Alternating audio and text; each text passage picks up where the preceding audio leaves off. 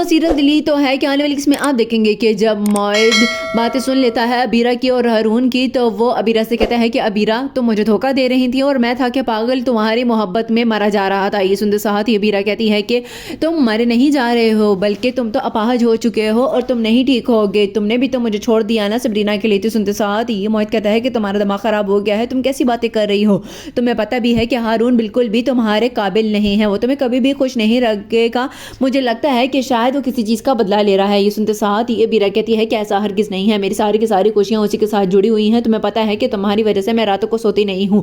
ये सुनते साथ ही मोहित कहता है कि ऐसा कुछ भी नहीं है जैसा तुम समझ रही हो, थोड़ा सा इंतजार कर लो तो क्या हो जाएगा। ये सुनते साथ ही अबीरा कहेगी कि इंतजार तो मैं किसी सूरत में नहीं करूंगी। दूसरी सीन में आप देखेंगे कि जब सबरीना को अबीरा की माँ कहती है कि ये सब कुछ क्या है बेटा, मुझे समझ नहीं आ रही है कि तुम इतने ज़्यादा दूर क्यों होती जा रही हो सरमद से। तो इस साथ ये अबीरा कहती है कि मैं दूर नहीं हो रही हूँ, न जाने क्यों मैं उनके साथ अनकंफर्टेबल फील करती हूँ। तो सुनते साथ ही अबीरा की माँ कहती है कि थोड़े ही वक्त की बात है, जब तुम्हें वो अपनायत का एहसास दिलाएगा ना तो देखना तुम्हें सब कुछ अच्छा लगेगा और उससे अच्छा लड़का तुम्हें नहीं मिल सकता। ये सुनते साथ ही सबरीना कहती है कि लेकिन आप भी तो देखें ना, वो इतने ज़्यादा मोहित भाई को लेकर अजीब बातें करता है कि मुझे बहुत ज़्यादा शर्मिंदगी हो रही है और इतना बड़ा इल्ज़ाम भी तो लगाया है। ये सुनते साथ ही अबीरा की माँ कहती है कि मैं खुद इस मामले की तह तक जाऊंगी कि आखिर सरमद ने ये बात कही तो क्यों कही है।